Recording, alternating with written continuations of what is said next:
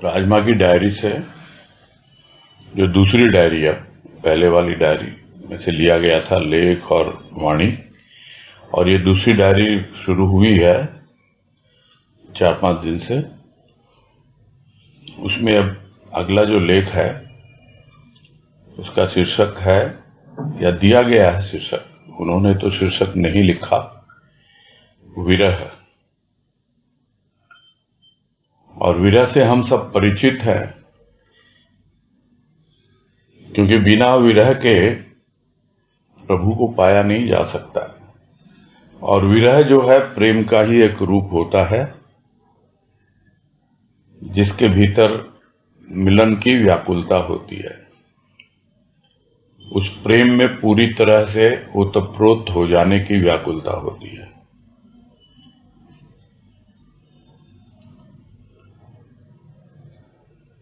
और ये बहुत ही कॉमन वर्ड है, जिसको हम लोग हमेशा काम में लेते रहते हैं, कि उस विरह से ही दर्द जागता है। विरह जगावे दर्द को, दर्द जगावे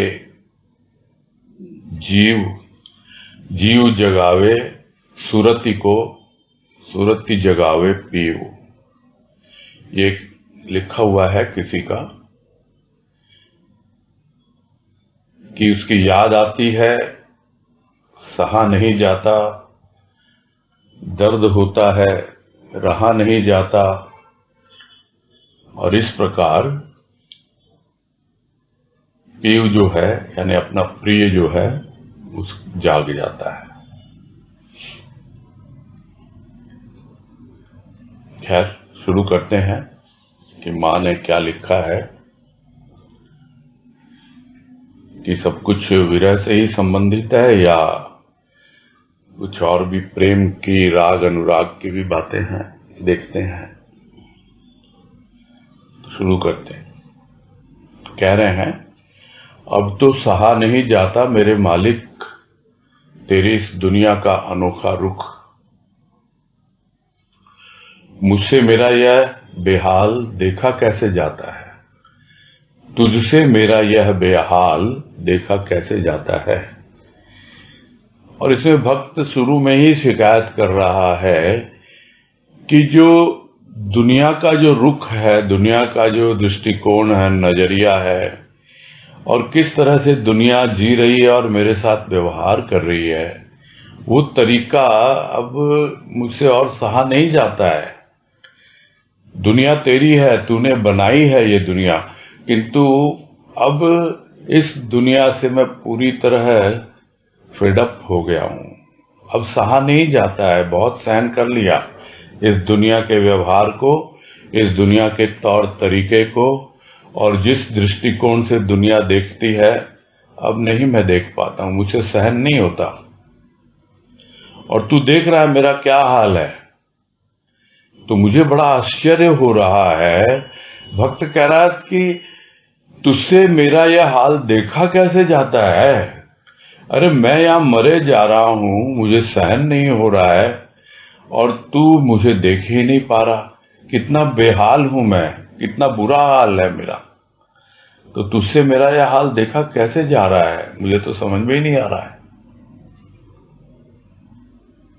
तो ये एक प्रकार का उपालंब है, यानी शिकायत है अपने प्रभु से कि तू मुझे देखता ही नहीं, मैं तो तुम्हारे विरह में अपना जीवन व्यतीत कर रहा हूं, कितना मुझे दर्द हो रहा है।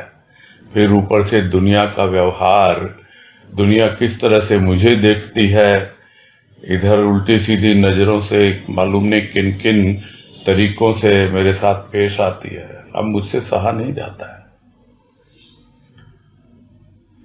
एक बार तो उठाकर देख मेरी इस लगन की पुस्तक को, ये आगे कह रहा है, एक बार तो उठाकर देख मेरी इस लगन की पुस्तक को, हर श्वास में तेरे ही प्यार का हरूफ है।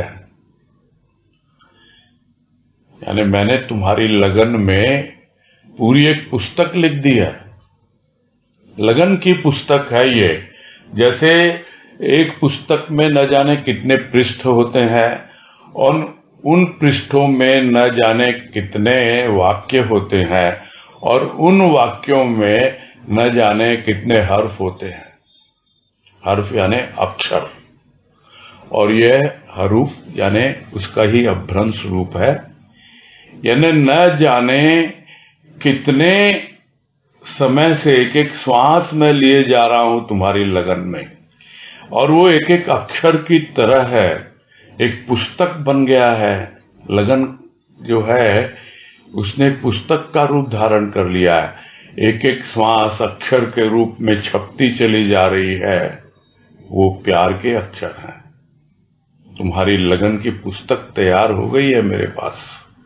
तो एक बार तो उठाकर देख ले, एक बार तो इसके पन्ने पलट ले कि आखिर इन श्वास श्वास में जो तुम्हारे प्यार में, तुम्हारे विरह में जो मैं जी रहा हूं, वो क्या छपा है उसके ऊपर में, क्या लिखा गया है तुम्हारी लगन में।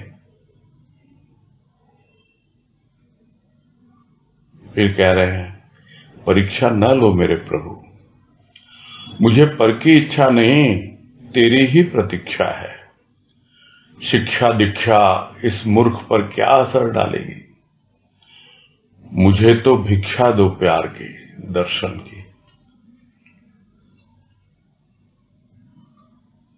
बहुत परीक्षा ले ली, बहुत मेरे धैर्य की परीक्षा ले ली, मेरी सहन शक्ति की परीक्षा ले ली, और क्या क्या परीक्षा लेनी बाकी है अब, और नहीं मैं दे पाऊंगा परीक्षा। मुझे किसी और की इच्छा है ही नहीं, पर की इच्छा ही नहीं, दूसरे की किसी की भी इच्छा नहीं है।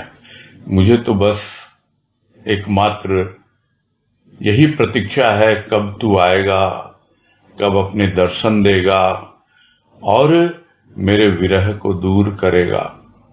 जो मेरी प्रतीक्षा है कब वो पूर्ण होगी, यही मेरी इच्छा है। और फिर अगर कोई मुझे सिखाता है, पढ़ाता है, समझाता है, शिक्षा दीक्षा देता है, ज्ञान की बातें बतलाता है, मुझ पर कोई असर नहीं है। मैं तो उन सब मामलों में बिल्कुल ही मूर्ख हूं, बिल्कुल ही मूढ़ हूं। कुछ मुझे असर नहीं करती हैं ये सब बातें कि दिलासा दे रहे हैं, अरे सबके साथ ऐसा ही होता है, सब कुछ ये है, और भी तरह तरह के उपदेश देते हैं, सहन करना होगा। अरे कितना सहन करूं, कहाँ क्या करूं, मुझे कुछ अब देखने सुनने की समझने की मेरी बिल्कुल भी शक्ति नहीं है। मैं तो एकदम मूर्ख हूं, उस पर क्या असर करेगी। मुझे तो भिक्षा दो अपने प्यार की, अपने दर्शन की। तुम्हारा दर्शन मिलेगा, मेरी प्रतीक्षा पूरी होगी, और बस मेरी झोली भर जाएगी तुम्हारे प्रेम से। यही मेरे लिए भिक्षा है।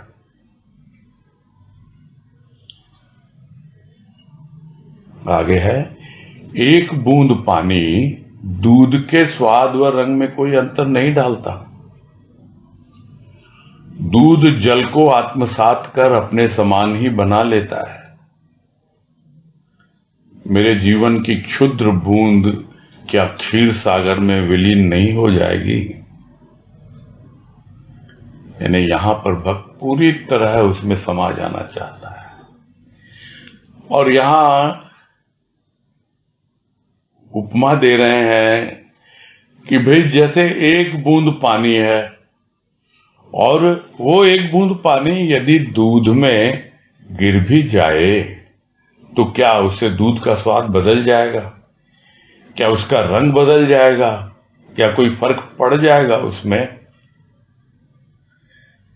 दूध क्या करता है, दूध तो उस पानी को अपने भीतर आत्मसात कर लेता है, यानी अपने भीतर समाहित कर लेता है, खुद में लीन कर लेता है, और उसको भी अपना ही रूप दे देता है, यानी दूध ही बना देता है उसको।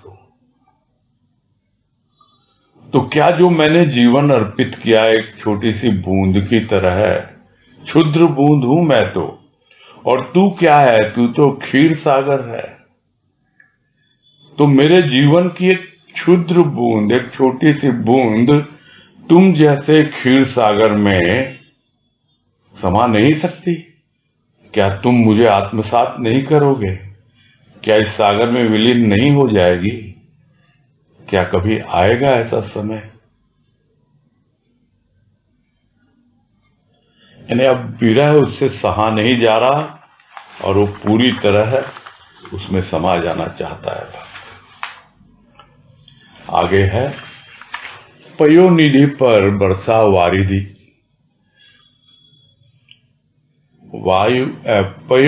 पयोनिधि पर बरसा वारिधि पयोनिधि का ही रूप धारण करता है। उसका अलग अस्तित्व कहां? पयोनिधि, पय यानी जल, निधि यानी उसका भंडार। तो क्या हुआ? पयोनिधि सागर,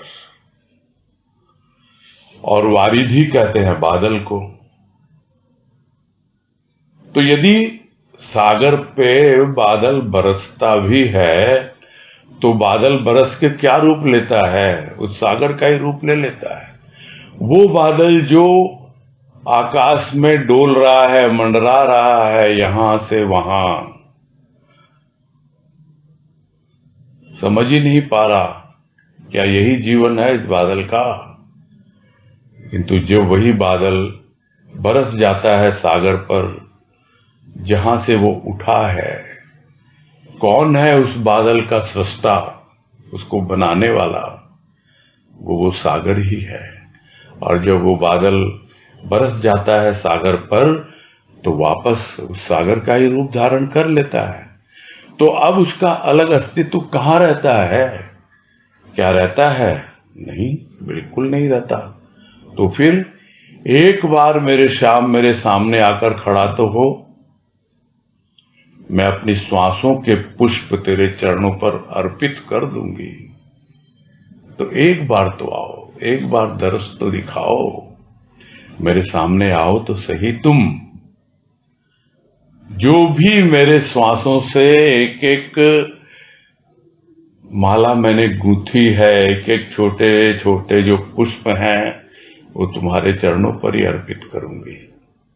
ये श्वास निरर्थक नहीं जा रही हैं, तुम्हारी प्रतीक्षा में, तुम्हारे ही स्वागत के लिए ये प्रेम और भाव की माला बनकर तुम्हें ही अर्पित होने को आतुर है।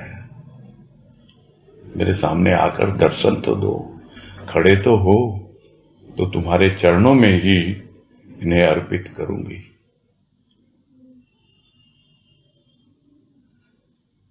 श्याम के चरणों पर दुर्गंधमयी श्वास अर्पित न हो, इसी के लिए तेरे प्यार की अग्नि में अपनी श्वासों को तपा रही हूं। अब दुर्गंध नहीं मेरी श्वासों से, तुझे धूप की सुगंध ही आएगी।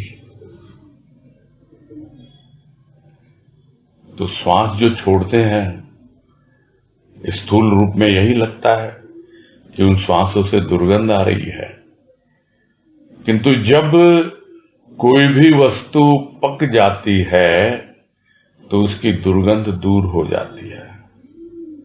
तो इसलिए भक्त क्या कर रहा है? उसके प्यार की अग्नि में अपनी श्वासों को तपा रही है, ताकि उसके भीतर जितनी भी दुर्गंध हो वो दूर हो जाए। क्योंकि मैं नहीं चाहती कि तुम्हारे चरणों पर वो दुर्गंधमयी श्वास अर्पित हो। इसीलिए अपने प्रेम की अग्नि में इन श्वासों को तपा रही हूं, दुर्गंध दूर कर रही हूं, और कर चुकी मैं अब दुर्गंध नहीं है मेरी श्वासों में। अब तो इन श्वासों से तुम्हें धूप की सुगंधी आएगी, जो अगरबत्ती जलती है वैसे ही।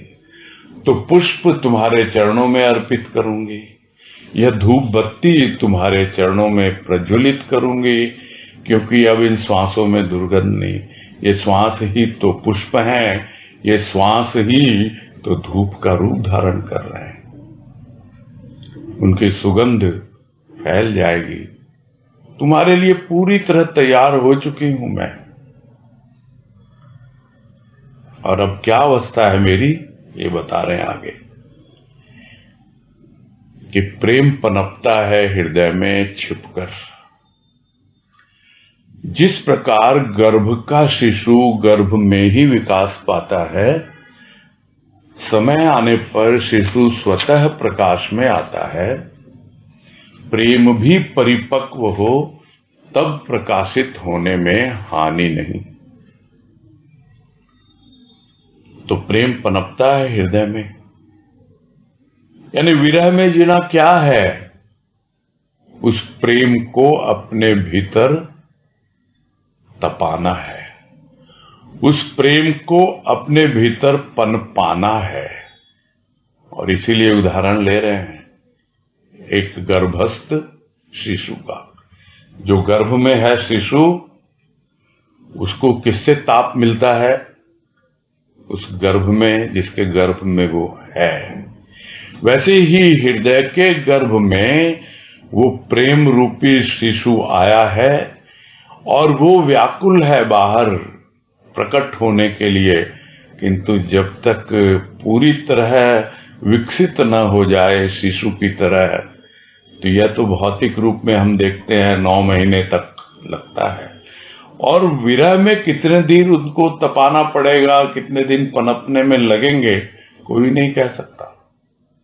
न जाने कितने जन्म के जन्म भी निकल जाते हैं, किंतु भीतर में अपने हृदय के गर्भ में भक्त उस प्रेम को छिपाए हुए पनपाता रहता है, विकसित करता रहता है। जैसे मां के गर्भ में शिशु पनपता है, विकास पाता है। और जब समय आ जाता है तो अपने आप ही स्वतः ही प्रकाश में आ जाता है। वो शिशु भूमिष्ठ हो जाता है, धरती पर आ जाता है। वैसे ही समय आने पर वो भीतर का प्रेम अपने आप ही प्रकट हो जाता है, व्यक्त हो जाता है किसी न किसी रूप में।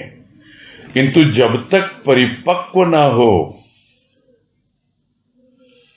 उसके पहले तो फिर क्या होगा? वही होगा अनुचित कार्य, जिसे कहते हैं एबॉर्शन।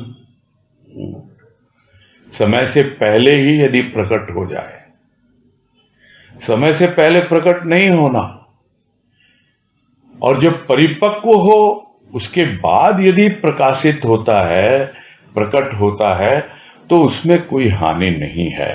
किंतु तब तक तो अपने हृदय में उसको परिपक्व होना ही पड़ेगा, विरह में जलना ही होगा, तपना ही होगा उस प्रेम को।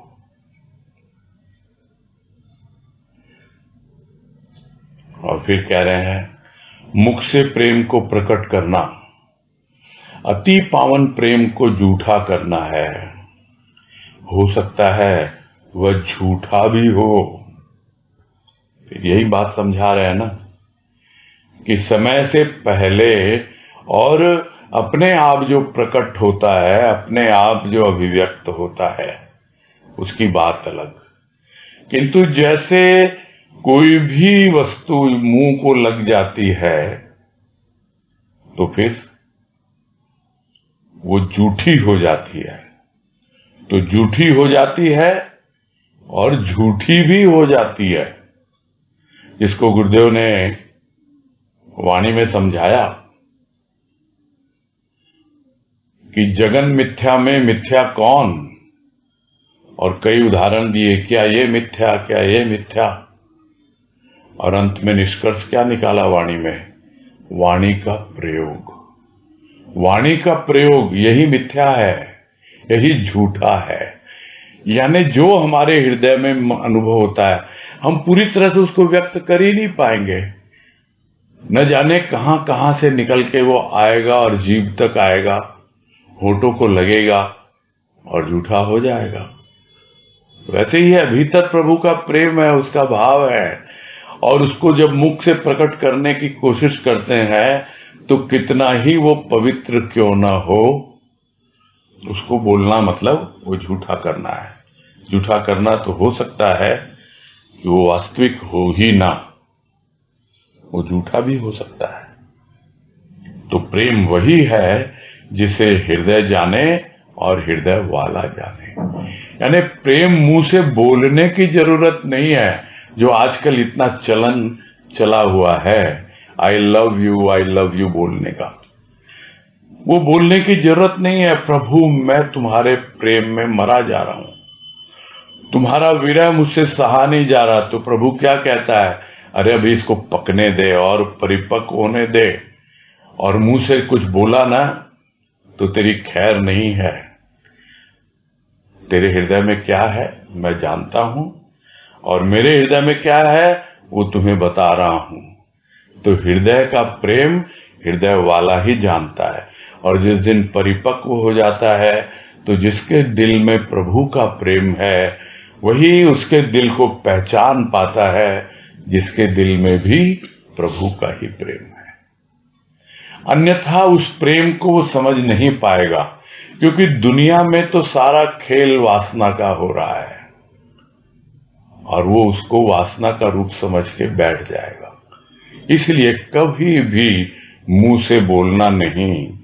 जिसके पास हृदय है और इसके भीतर प्रभु का प्रेम है, अपने आप ही वो, यदि हमारे भीतर प्रभु का प्रेम परिपक्व हो गया, उस तक पहुंच ही जाएगा। आगे कह रहे हैं, प्रेमी अपना सर्वस्व बलिदान कर भी कभी शिकायत नहीं करता कि बलिदान पर भी प्रभु नहीं मिला। बलिदान तो प्रेम का वरदान है। अपना जीवन कर दिया बलिदान, पूरी तरह उसी को समर्पित कर दिया, बलिदान कर दिया, यानी शहीद हो गया। जब प्रेम को अपना लिया तो समझ लो कि अब तो सरफरोश हो गए। जो कहते हैं ना, क्या सरफरोशी की तमन्ना अब हमारे दिल में है, देखना है जोर कितना बाजुए कातिल में है। कौन है ये बाजुए कातिल? ये है हमारे विषय विकार, जो उस प्रेम को मिटा देना चाहते हैं। किंतु हमारे दिल में यदि बलिदान की भावना है, सरफरोशी की तमन्ना है, तो प्रेमी हैं हम, और हम तैयार रहें और करते भी हैं। कर देता है प्रेमी तो अपना सर्वस्व बलिदान कर देता है, और कभी भी उफ तक नहीं कहता, शिकायत नहीं करता। अब अपने आप को समझाया जा रहा है कि अरे मैं तो शिकायत कर रहा था, किंतु नहीं, मुझे शिकायत नहीं करनी चाहिए कि बलिदान कर दिया मैंने तो अपना जीवन, और फिर भी मुझे प्रभु मिला ही नहीं। लोगों को बोलते ना फिरे, अरे हम तो इतने वर्षों से सत्संग कर रहे हैं और हमें तो आज तक समझ में नहीं आया कि ये भाव की बात करते हैं। ये भाव किस चिड़िया का नाम है? अरे परिपक्व होने दो उस प्रेम को, उस भाव को, तब समझ में आएगा। और परिपक्व कब होगा? जब अपना सर्वस्व बलिदान कर दिया जाएगा। तो प्रेमी की क्या पहचान कि वो अपना सर्वस्व बलिदान करके भी कभी शिकायत नहीं करता अपने प्रभु से, किसी और से भी, कि देखो मैंने अपना सब कुछ बलिदान कर दिया है, फिर भी मुझे प्रभु नहीं मिला। वो समझता है क्या कि बलिदान तो प्रेम का वरदान है। उसे प्रेम किया, उस प्रेम के वशीभूत होकर अपना सर्वस्व बलिदान कर दिया। क्या है किसी में इतनी क्षमता? अरे ये तो वरदान दिया है मेरे प्रभु ने मुझे, मुझ पर कृपा की है इतनी वरदान के रूप में कि मैं अपना बलिदान कर पा रहा हूं। लोग तो आधा अधूरा थोड़ा बहुत ऐसे वैसे प्रेम करके अपने आप को बहलाते रहते हैं। मुझे समझ में आ गया कि यह बलिदान क्या है मेरे जीवन का। यह तो प्रेम के रूप में प्रभु का वरदान है, मुझे इसकी कृपा है कि मैंने अपना जीवन, अपना सर्वस्व उस पर बलिदान कर दिया है। आगे है, एकलव्य जीवन पर्यंत विद्या का कौशल दिखाने से वंचित हो गया गुरु दक्षिणा देकर, फिर भी उसके हृदय में प्रसन्नता ही थी, दुख नहीं। तो दूसरों को दिखाने से वंचित रह गया वो। उदाहरण है एकलव्य का कि लोगों को दिखाए कि देखो मैंने तो अर्जुन से भी अच्छी विद्या सीखी है, धनुर्विद्या, किंतु उसके गुरु ने गुरु दक्षिणा में उसका अंगूठा ले लिया, ये सब हमको पता है। तो वो कौशल दिखाने से तो वंचित हो गया ना, किंतु उसे पता था मैंने अपना जीवन बलिदान किया प्रभु के प्रति। प्रसन्नता पूर्वक वो अपना जीवन जीता रहा कि मैंने गुरु की आज्ञा का पालन किया है, गुरु ने दक्षिणा के रूप में मुझसे लिया है ये। तो उसके हृदय में हमेशा प्रसन्नता ही थी, कभी उसने दुख नहीं मनाया। तो यदि प्रेम है वो दिखाने के लिए नहीं है। गुरु यदि कहता है उस प्रेम को अपने भीतर पनपने दो, और यदि प्रकट होता है तो हो और नहीं हो तो न हो। कोई आएगा, कोई दिल वाला, हृदय वाला ऐसा, और वही जान पाएगा तुम्हारे भीतर प्रभु का प्रेम है। और यदि तुमने तो बलिदान कर दिया ना, तुमको तो प्रेम का वरदान मिल गया ना। कितने होते हैं ऐसे जिससे गुरु बोलता है भाई तू अपना पूरा जीवन मुझे समर्पित कर दे, फिर देख तेरे लिए मैं क्या करता हूं।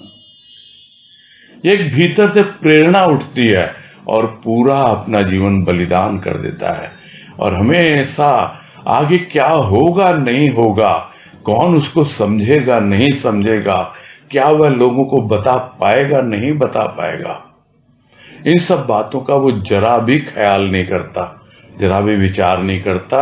सारा जीवन अपने हृदय में वो प्रसन्नता लेकर जीता है, कभी दुख नहीं मनाता उसका।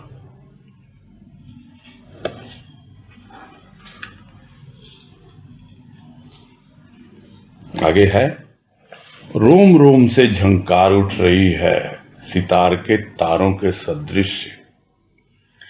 राग अनुराग की पहचान तो झंकारों में भी हो सकती है।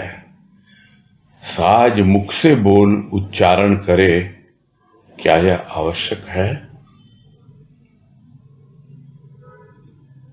अब और एक उदाहरण दे रहे हैं कि रोम रोम से झंकार उठ रही है। कैसे झंकार? जैसे सितार हैं, उसके तार बजने को आतुर हैं। तो जो भीतर में प्रभु के प्रति प्रेम है, अनुराग है, और या फिर राग है, यानी अपने आप को दिखाने की भावना है उस प्रेम को कि देखो मेरे रोम रोम से झंकार उठ रही है, तो वो जब बजेगा वो सितार तो अपने आप मालूम पड़ जाएगा। तो राग अनुराग की पहचान तो झंकार में हो सकती है ना, खुद को भी हो सकती है। अब दूसरे को कैसे पता लगे और वो मुंह से बोले कि भाई देखो मेरे रोम रोम से झंकार उठ रही है, तो क्या ये जरूरी होता है? क्या जरूरी नहीं होता है। तो फिर भी बोल पड़ता है, सोच समझ के बोलना है, यही कह रहे हैं। तो यदि मुंह से बोलना, उच्चारण करना क्या है आवश्यक है?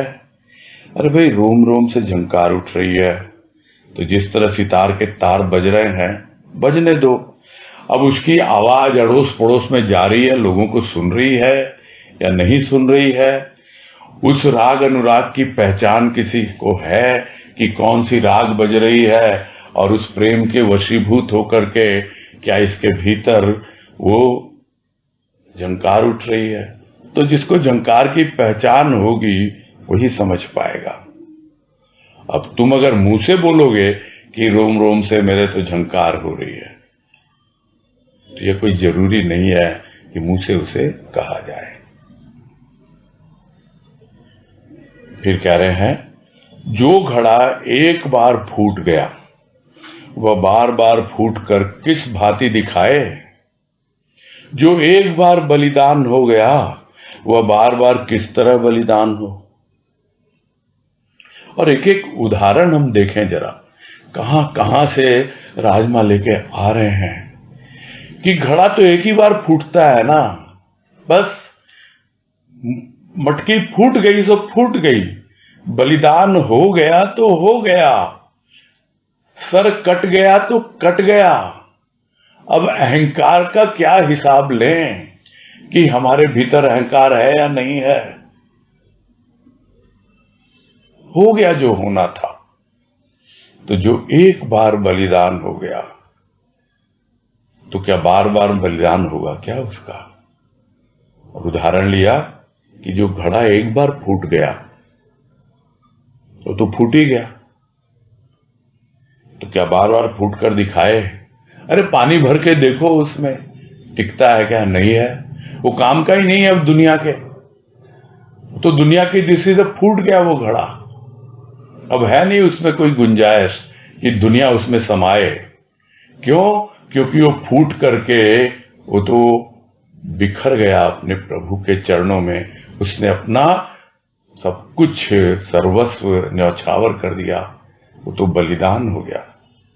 किस तरह बार बार बलिदान होकर दिखाए भाई।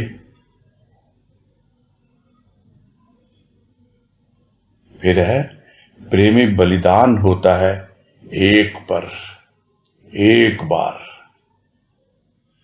बार बार धर्म परिवर्तन उसके वश की बात नहीं। तो जो प्रभु का प्रेमी है, बस वो तो एक पर और एक बार हो गया जो होना है। अब वो हिसाब किताब भी नहीं लगाता। अच्छा, उसके यहां तो ऐसा है, धर्म परिवर्तन क्या है? अपनी मान्यता।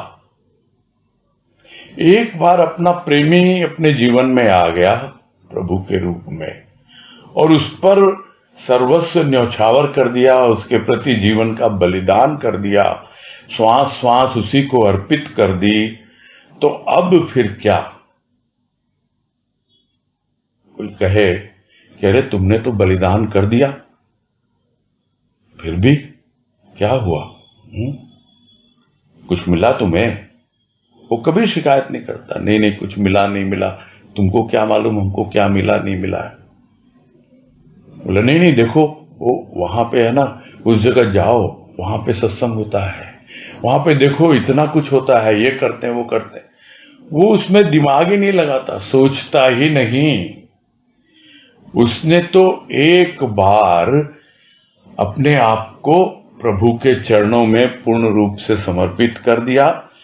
तो प्रेमी एक बार उसका बलिदान होता है और एक के प्रति होता है, बार बार नहीं होता कि एक बार कट गया सिर, फिर एक बार, फिर सिर है ही नहीं।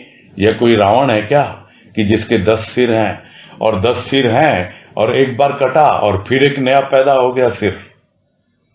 नहीं, मेरा अहंकार तो ऐसा नहीं है।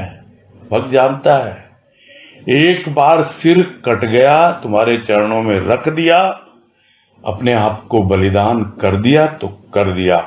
अब इधर उधर भटकने की अब मुझे कोई जरूरत नहीं, मेरे वश की है ही नहीं है। क्या आश्चर्य! दिल दीवाना हो, फिर बहा रहा है गंगा यमुना। अरे गंगा यमुना बहाई थी गोपियों ने, फिर भी निर्मोही मोहन उसमें डूब न सका। तो दिल दीवाना हो गया उसके प्रेम में। और कितने आश्चर्य की बात है कि गोपियां जो है उसके विरह में रो रही हैं, आंसू बहा रही हैं, गंगा यमुना बह रही है, किंतु वो जो निर्मोही मोहन, वो फिर भी उनकी ओर देखता नहीं, सुनता नहीं, वो तो गोकुल छोड़ के चला ही जाता है। वो डुबा न सकी वो गंगा यमुना में, जो उनकी आंखों से गंगा यमुना बही, उसमें गोपियां डुबा नहीं सकी उस निर्मोही मोहन को।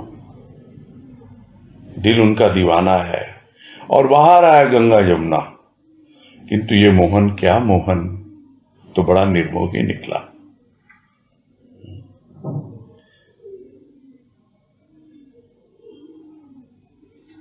आगे है चतुर्दिक जल ही जल है, अर्थात संसार जो स्थिर नहीं, कहां आश्रय लूं।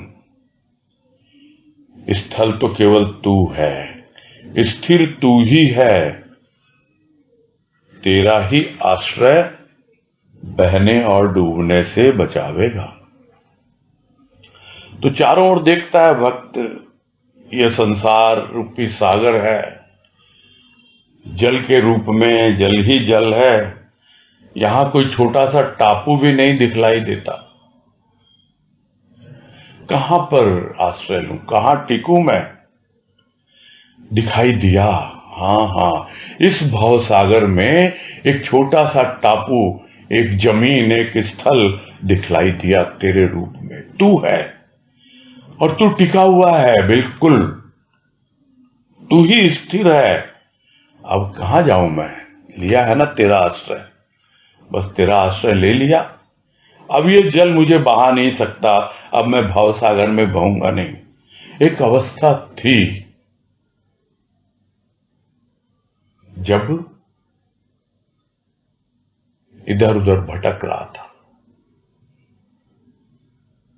कौन से गाने की लाइन याद आ रही मेरे तो, मेरी रूह का परिंदा फड़फड़ाए, लेकिन सकून का जजीरा मिल न पाए। वे की करा, वे की करा।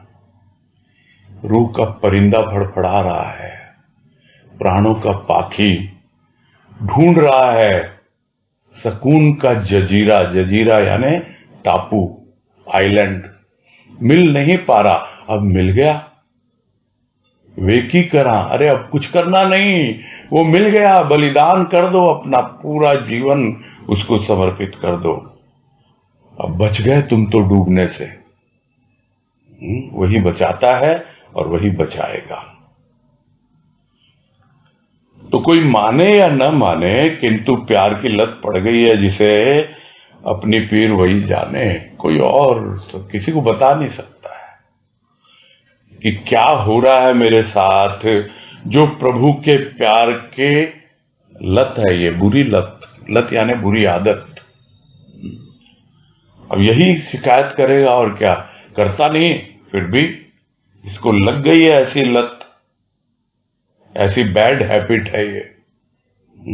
तो कोई माने या ना माने, किंतु जिस तरह है, जिसको जो लत लग जाती है तंबाकू की, सिगरेट की, शराब की, जिसको लोग कहते हैं ये लत लग गई है, छोड़ दो इसको, छोड़ दो, तो क्या छोड़ पाता है वो?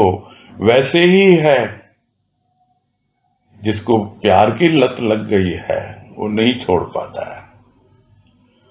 और उसे क्या तकलीफ हो रही है, क्या पीड़ा हो रही है, वो तो वही जाने।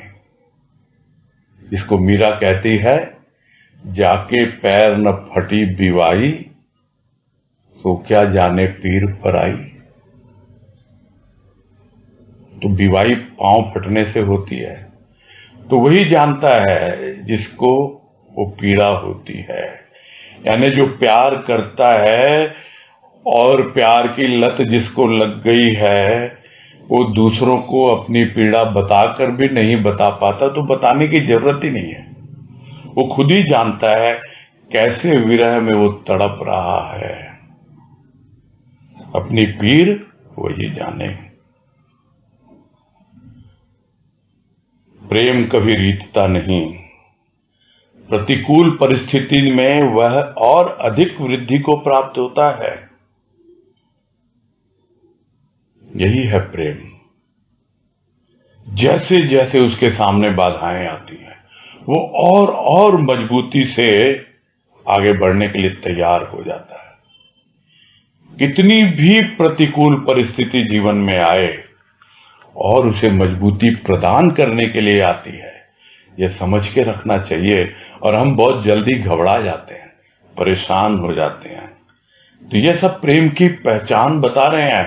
अभी तुम्हें विरह लग रहा है, अभी तुम्हें पीड़ा हो रही है, परेशान हो रहे हो, किंतु संभाल के रखो। कैसी भी प्रतिकूल परिस्थिति आए, यदि तुम्हारा प्रेम प्रभु के प्रति सच्चा है तो हर स्थिति परिस्थिति में वो बना नहीं रहेगा, बल्कि दिन दिन बढ़त सवायो, वृद्धि को प्राप्त होगा। फिर कह रहे हैं, प्रेम में भाव अभाव कैसा? प्रेम स्वतः पूर्ण है, संयोग वियोग दोनों में आनंद देने वाला। और अब वो पॉइंट क्लियर कर दिया है, यानी प्रभु का मिलन हो तब तो आनंद आनंद है ही, किंतु प्रभु से वियोग हो उसमें भी आनंद है, क्योंकि वो कभी अभाव लेता ही नहीं, वो उसका विचार करता ही नहीं।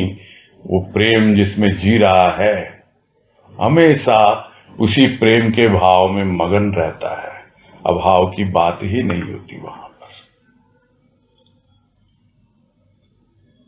आगे कह रहे हैं, प्रेम के संयोग पक्ष में आनंद का भाव प्रतिबिंबित होता है, तो वियोग पक्ष में विरह की व्यथा। वियोगी के लिए यह व्यथा ही आनंद, चरम शांति, सुख है। जिस पर बीती वही इस आनंद का अनुभव कर पाता है। तो संयोग हुआ यानी योग हुआ, तो अपने आप ही आनंद का भाव आया, वो प्रतिबिंबित हो गया, यानी झलक मिल गई, उसकी अनुभव में आ गया। और जब वियोग आता है तो ये एक तरह से पक्ष है, जैसे कृष्ण पक्ष और शुक्ल पक्ष। कृष्ण पक्ष में वियोग है, जिसको हम कहते हैं घटता हुआ चंद्रमा है, वो वियोग की ओर जा रहा है। शुक्ल पक्ष यानी संयोग का पक्ष, जहां बढ़ता हुआ चंद्रमा है। तो इस तरह प्रेमी समझ लेता है कि प्रेम में संयोग और वियोग दोनों में ही आनंद है। प्रेम तो है ना वहां, बस उस प्रेम में एक बूंद में भी वो तृप्त हो जाता है, बस एक हल्की सी झलक भी दिख जाती है, वो मिल जाती है वियोगी को। तो वियोगी को कहां मिलती है वो उसकी पीड़ा में, उसकी व्यथा में, उसमें जो उसे आनंद आता है वही उसे परम शांति और सुख देता है। तो जिस पर यह सब बीता नहीं है, जिसने अनुभव नहीं किया यह सब, वो कैसे जानेगा? जो बात आई ना कि वो क्या जाने पीर पर आई, तो जिस पर बीती वही इस आनंद का अनुभव कर पाता है। नहीं दूसरे को देखेंगे तो यही समझेंगे कि अरे भाई ये तो इतना कष्ट पा रहा है, भक्ति में तो बहुत कष्ट है भाई, प्रभु के प्रेम में ना ना, कोई नहीं, हम तो दूर से ही नमस्कार करते हैं, जैसा जीवन चल रहा है ना बहुत बढ़िया, चलो ठीक है, थोड़ा सा उठ गए, सुबह धूप बत्ती जला ली, दीपक जला लिया, थोड़ा सा ताली बजा ली, शंख बजा लिया, हैं, दो चार बोल दिए शब्द, हो गया काम। शाम को फिर कर दिया, कभी कभी सत्संग हुआ, चले गए, बहुत बढ़िया जीवन है भाई। ये क्या है ये सब प्रेम प्रेम, बहुत मुश्किल काम ये तो। किंतु जो उसको जी रहा है या जी चुका है, उसकी आप बीती है वो। और दोनों ही अवस्थाओं में, यानी संयोग में और वियोग में, दोनों ही अवस्थाओं में जो आनंद लेना सीख जाता है वही वास्तव में परमानंद की अनुभूति कर पाता है।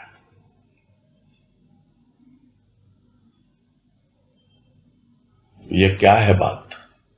यह बात इस प्रकार है जो एक वाणी में गुरुदेव समझाते हैं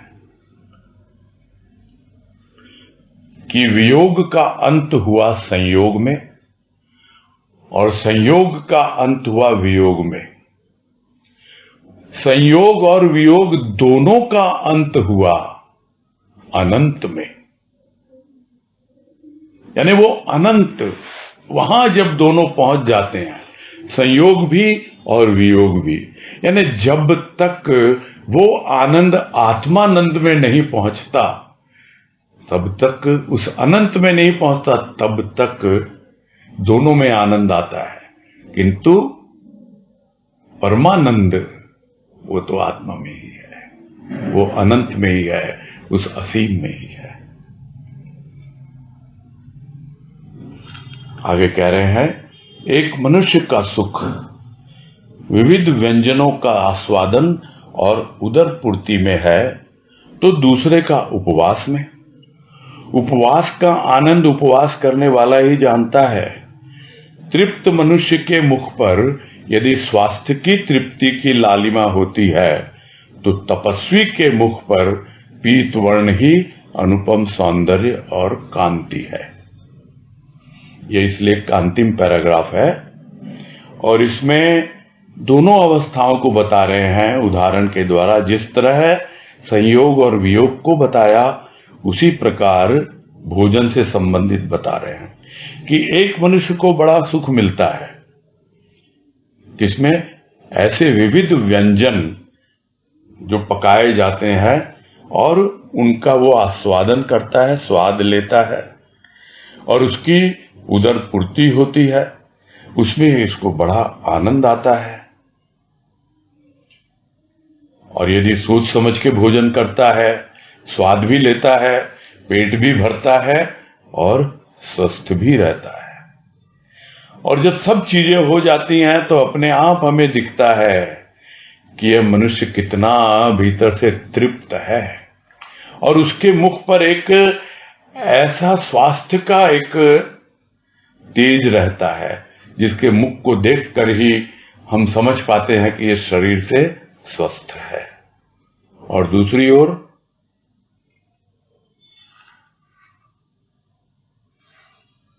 Recording in progress.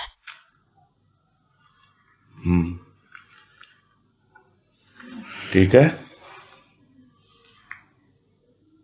कुछ रिकॉर्डिंग में प्रॉब्लम हुई जब डिस्टर्ब हुआ ना, तो कोई बात नहीं है, आप लोग जो रिकॉर्ड करते हो उसको शेयर कर लेना। लास्ट का हो गया, हाँ, लास्ट का 5-7 मिनट हुआ। ठीक है व्यास जी। पूरा करते हैं आप।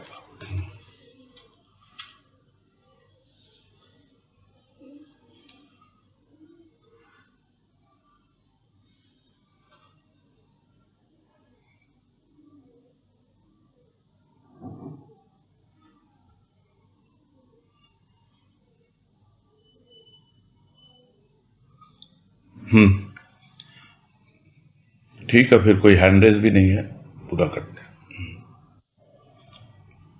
आ गए उर्मिला जी जाते जाते क्या? चलो ले लेते हैं इनको। हाँ भैया जी, Recording in progress. हाँ बोलिए। हाँ नमस्कार, बोलिए। ये जो बलिदान का भाव आया हाँ कि जब इधर से बलिदान हो जाता है कि कोई शिकायत नहीं रहती और कोई कामना नहीं रहती, तो क्या प्रेम की पूर्णता आ जाती है? प्रेम का जो भी रूप होता है, जो भी रूप उसके जीवन में आता है ना, वो उसको सहर्ष स्वीकार करता है। तो प्रेम में सबसे पहले समर्पण चाहिए। यहाँ बलिदान से मतलब है समर्पण। अपने आप को पूरा जीवन हमने समर्पित कर दिया प्रभु के प्रेम को, ये है यहाँ पर तात्पर्य।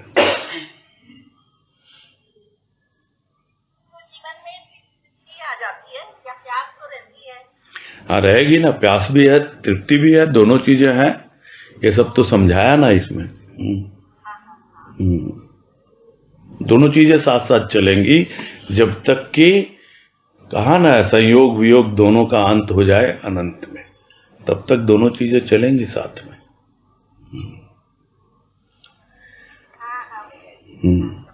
और हाँ, एक बात छोटी सी पूछनी है, अभी पूछूं क्या पूछूं? आपकी आवाज थोड़ी धीरे आ रही है, थोड़ी हाँ, अच्छा, अभी थोड़ा आप माइक्रोफोन के नजदीक आइएगा। अभी आ रही है? हाँ, अभी आ तो रही है, धीरे आ रही है थोड़ी, कोई बात नहीं, बोलिए बोलिए। हाँ, अभी एक दो दिन पहले आपने बोला था कि स्थूल मरता है और सूक्ष्म भी मरता है। जी। ये सूक्ष्म का मरना क्या हुआ? मन बुद्धि चित्त अहंकार, अगर ये नहीं मरेंगे तो फिर से आना पड़ेगा। आत्मा के ऊपर यही तो बोझ है। तो भैया जी क्या मन भी मरता है? हाँ, सब मरते हैं। मरते हैं मतलब समा जाते हैं। अच्छा, हाँ हाँ, समझ आया। आत्मा अमर क्यों है? आत्मा उस परमात्मा में समा जाती है। अब मन जिसको सौंपा है, जिसमें मन बुद्धि चित्त अहंकार यानी हमारा पूरा सूक्ष्म जिसको समर्पित हो गया, तो वो उसी में समा जाएगा, प्राण भी उसी में समा जाएंगे। समझ आया। समा जाता है। हाँ, यही है, मरने से तात्पर्य यही है। मरने के साथ जी हाँ, जी हाँ। हाँ भैया जी, समझ आया। हरिओम। हाँ, ठीक है, पूरा करेंगे। हरिओम भैया जी। हाँ, हरिओम हरिओम, सबको हरिओम। हरिओम, सबको हरिओम। प्रणाम हाँ, हरिओम। प्रणाम।